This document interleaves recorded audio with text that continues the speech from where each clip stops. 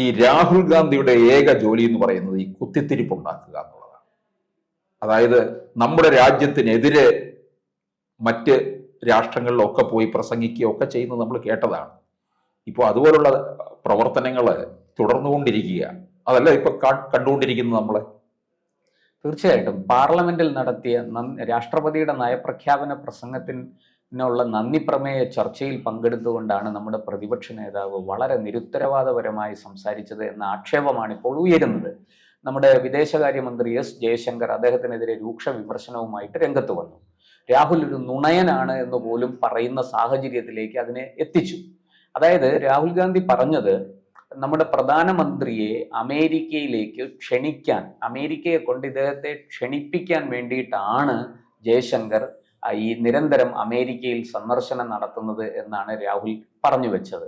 കൂടാതെ അദ്ദേഹം പറഞ്ഞു ചൈന ഇന്ത്യയുടെ ഏതാണ്ട് 4000 ചതുരശ്ര കിലോമീറ്റർ പ്രദേശം കൈയടക്കി വെച്ചിരിക്കുകയാണ് എന്ന ആക്ഷേപം വീണ്ടും ഉന്നയിച്ചു. അത് മുമ്പും പറഞ്ഞിട്ടുണ്ട്. വളരെ അദ്ദേഹത്തിന്റെ പ്രസംഗത്തിൽ ഉടനീളം ചൈനയെ പുകഴ്ത്താനും നമ്മുടെ രാജ്യത്തെ ഇകഴ്ത്താനുമാണ് അദ്ദേഹം ശ്രമിച്ചത്. നമ്മുടെ രാഷ്ട്രത്തെ, ഇന്ത്യയെ താറടിച്ചു കാണിക്കാനുമാണ് പ്രതിപക്ഷ നേതാവ് ശ്രമിച്ചത്. അതിനെതിരെ ജയശങ്കർ വളരെ രൂക്ഷമായിട്ടാണ് പ്രതികരിച്ചത്.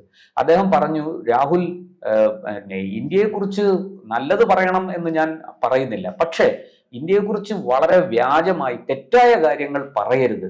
പ്രത്യേകിച്ചും ഈ അമേരിക്കൻ സന്ദർശനത്തെക്കുറിച്ച് ഇത്രയും മോശമായിട്ട് രാഹുൽ പറഞ്ഞത് ശരിയായില്ല എന്ന് ജയശങ്കർ പറഞ്ഞു. അതുപോലെ തന്നെ ഈ ചൈന 4000 ചതുരശ്ര കിലോമീറ്റർ കൈയടക്കി വെച്ചിരിക്കുന്നു എന്നുള്ളത് വലിയ പ്രതിഷേധമാണ് ഭരണപക്ഷത്തു നിന്ന് ഉയർന്നത്. തുടർന്ന് സ്പീക്കർ ഇടപെടുകയും രാഹുലിനോട് അതിന്റെ തെളിവ് ഹാജരാക്കാൻ ആവശ്യപ്പെടുകയും ചെയ്തു. ഇങ്ങനെ വെറുതെ പറഞ്ഞാൽ പോരാ, എന്തെങ്കിലും തെളിവുണ്ടെങ്കിൽ അത് സഭയിൽ വയ്ക്കണം എന്ന് സ്പീക്കർ റൂളിംഗ് നൽകേണ്ടി വന്നു. അത്രത്തോളം ആ കാര്യങ്ങൾ എത്തി. എന്തായാലും ജയശങ്കർ പറഞ്ഞത് 2024 ഡിസംബറിൽ ബൈഡൻ അവിടെ ഭരണത്തിലിരുന്ന സമയത്ത് ഞാൻ അവിടെ പോയിരുന്നു. അന്ന് അവിടുത്തെ ദേശീയ സുരക്ഷാ ഉപദേഷ്ടാവിനെ കാണാനാണ് പോയത്. അദ്ദേഹവുമായിട്ട് ചർച്ച നടത്തി. അതുപോലെ നമ്മുടെ കോൺസുൽ ജനറലിന്റെ ഒരു ചടങ്ങിലും ഞാൻ പങ്കെടുത്തു, അതിൽ അധ്യക്ഷനായിരുന്നു. ഇതുപോലെ ഭാവി ദേശീയ സുരക്ഷാ ഉപദേഷ്ടാവ്, വരാൻ പോകുന്ന അടുത്ത സർക്കാരിന്റെ ദേശീയ സുരക്ഷാ ഉപദേഷ്ടാവിനെ ഞാൻ അവിടെ വെച്ച് കണ്ടു. അദ്ദേഹം എന്നോടൊത്ത് എന്നെ കാണുകയും എന്നോട് സംസാരിക്കുകയും ചെയ്തു. ഈ വിവരങ്ങളെല്ലാം നേരത്തെ തന്നെ ജയശങ്കർ എക്സ് പ്ലാറ്റ്ഫോമിൽ കുറിച്ചതാണ്. അദ്ദേഹം അതിൽ പങ്കുവെച്ചതാണ്. അതിന്റെ ചിത്രങ്ങളും ഒക്കെ പുറത്തുവിട്ടിരുന്നു. ഒരിക്കൽ പോലും പ്രധാനമന്ത്രിയെ ക്ഷണിക്കണമെന്ന് ആവശ്യപ്പെടാനുള്ള ഒരു സാഹചര്യവും അമേരിക്കയിൽ സൃഷ്ടിക്കപ്പെട്ടിട്ടില്ല. അത്തരത്തിൽ ഞാൻ ആരോടും ആവശ്യപ്പെട്ടിട്ടില്ല. പിന്നെ എന്തിനാണ് രാഹുൽ ഇത്തരം കാര്യങ്ങൾ പറയുന്നത്?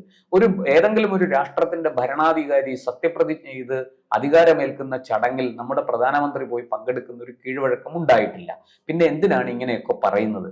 ഇത് നമ്മുടെ രാജ്യത്തിന്റെ യശസ്സും അന്തസ്സും ഇല്ലാതാക്കുകയുള്ളൂ. ഇത് രാഹുൽ ഗാന്ധിയുടെ കയ്യിൽ നിന്ന് പലപ്പോഴും ഉണ്ടായിട്ടുള്ളത് അപക്വമായിട്ടുള്ള പെരുമാറ്റവും ഇത്തരത്തിലുള്ള നയതന്ത്ര കാര്യങ്ങളെ കുറിച്ചുള്ള ഒരു അറിവില്ലായ്മ, പിടിപ്പുകേട്. ഈ രാഹുൽ ഗാന്ധിയൊക്കെ ഉപദേശിക്കുന്ന കുറച്ച് ആൾക്കാരുണ്ടെന്ന്, അവരുടെ വിവരമില്ലായ്മയും പിടിപ്പുകേടും ഒക്കെ ഇതിനകത്ത് തെളിയുന്നതാണ്. രാഹുൽ ഗാന്ധിയൊക്കെ ഉപദേശിക്കുന്നത് ആരാണെന്നൊക്കെ കൃത്യമായിട്ട് അറിയാം.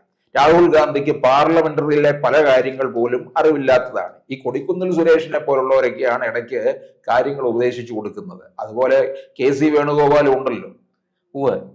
ഇവിടെ ഇപ്പോൾ സംഭവിച്ചത് രാഹുലിന്റെ ഉപദേശകന്മാര് പറഞ്ഞിട്ടാണോ അതോ രാഹുൽ സ്വയം തോന്നി പറഞ്ഞതാണോ എന്ന് നമുക്ക് അറിയില്ല. പക്ഷെ എന്തായാലും വളരെ അപക്വമായി പറഞ്ഞത്. രണ്ടും കണക്കാണ്. ഉപദേശകന്മാരും കണക്കാണ്, രാഹുൽ ഗാന്ധിയും. ഈനാം ബച്ചിക്ക് മരപ്പട്ടി കൂട്ടെന്ന് പറഞ്ഞതുപോലെ. അതെ, അത് വളരെ കൃത്യമായിട്ട് പറഞ്ഞാൽ വളരെ അങ്ങ് ആദ്യം സൂചിപ്പിച്ചതുപോലെ വളരെ അപക്വമായ ഒരു പ്രസംഗമാണ് രാഹുലിൽ നിന്നുണ്ടായത്. ഏതാണ്ട് 45 മിനിറ്റിൽ അദ്ദേഹം 45 മിനിറ്റിലധികം അദ്ദേഹം സംസാരിച്ചു. പക്ഷെ അത് പൂർണ്ണമായിട്ടും ഈ വിദേശ രാജ്യങ്ങളെ, ചൈന പോലെയുള്ള രാജ്യങ്ങളെ പുകഴ്ത്താനും നമ്മുടെ രാജ്യത്തെ താഴ്ത്തിക്കെട്ടാനുമാണ് ആ പ്രസംഗത്തിൽ ഉടനീളം നമ്മുടെ രാഷ്ട്രത്തിന്റെ പ്രതിപക്ഷ നേതാവ് ശ്രമിച്ചത് എന്ന ദുഃഖകരമായ ഒരു കാര്യമാണ് നമുക്ക് പറയാനുള്ളത് അതിനകത്ത്. അതുപോലെ ഈ പ്രധാനമന്ത്രി നരേന്ദ്രമോദി സഭയിൽ ഉണ്ടായിരുന്നു ഈ സമയം അത്രയും. അദ്ദേഹം നിശബ്ദമായിട്ടിരുന്ന് കേൾക്കുകയായിരുന്നു. അദ്ദേഹം ഒരു മറുപടിയും അതിന് പറഞ്ഞില്ല, മറുപടി അർഹിക്കുന്നില്ല. അതെ, പക്ഷെ നമ്മുടെ വിദേശകാര്യമന്ത്രി ഒട്ടും തന്നെ അക്കാര്യത്തിൽ അദ്ദേഹം വിട്ടുകൊടുക്കാൻ തയ്യാറായില്ല. വളരെ രൂക്ഷമായിട്ട് രാഹുൽ ഗാന്ധിയെ അദ്ദേഹം കുറ്റപ്പെടുത്തി.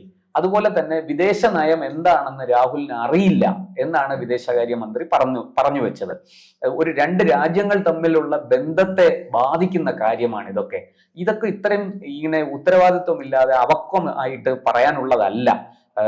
പ്രതിപക്ഷ നേതാവിന് അല്പമെങ്കിലും ആത്മാർത്ഥതയും കൂറുമുണ്ടെങ്കിൽ തെളിവുകൾ പുറത്തുവിടണം എന്നാണ് പാർലമെന്ററി കാര്യമന്ത്രി കിരൺ റിജിജു ഇതിനെക്കുറിച്ച് പ്രതികരിച്ചത്.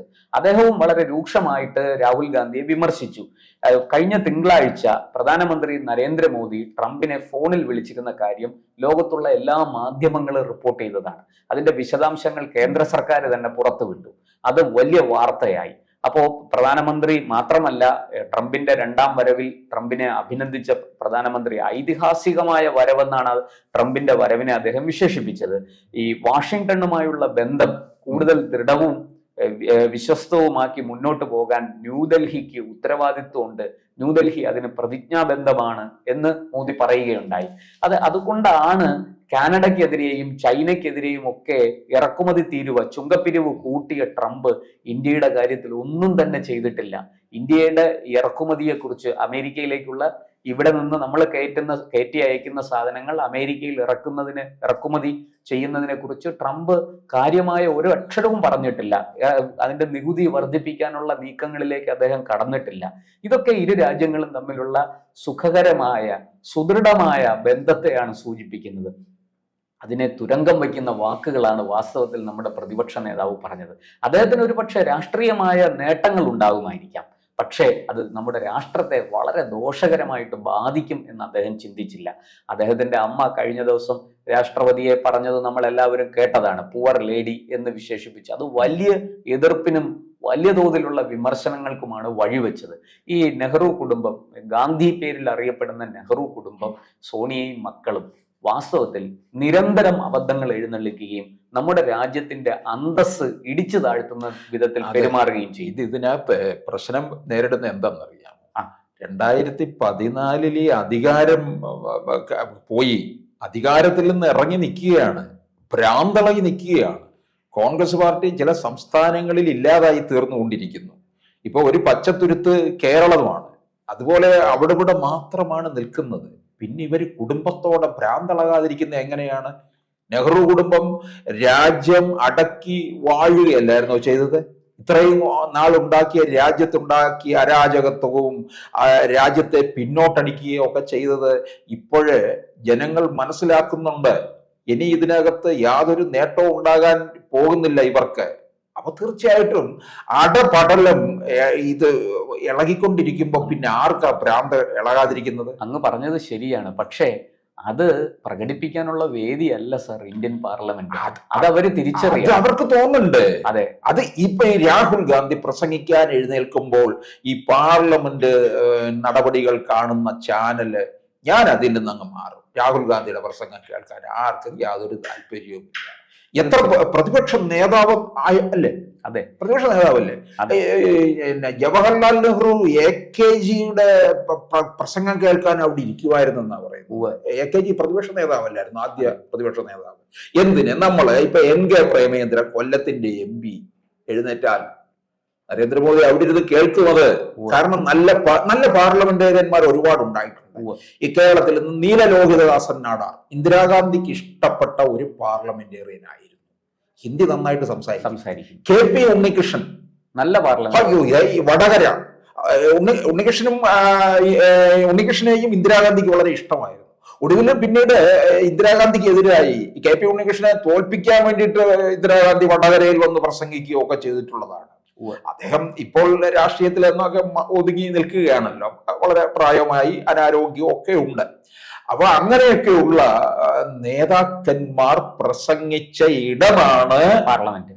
ഈ അപക്വമായിട്ടുള്ള രാഹുൽ ഗാന്ധി വന്ന് കിടന്ന് കോപ്രാച്ചി കാണിക്കുന്നത് അല്ലേ? എന്തായാലും സാർ, ഇത് വളരെ സങ്കടകരമാണ്. നമ്മുടെ പ്രതിപക്ഷ നേതാവ് കുറെ കൂടി പക്വതയോടുകൂടി പെരുമാറണം എന്ന് മാത്രമേ നമുക്കും ഈ അവസരത്തിൽ പറയാൻ സാധിക്കൂ. അതുണ്ടാകത്തില്ല കേട്ടോ.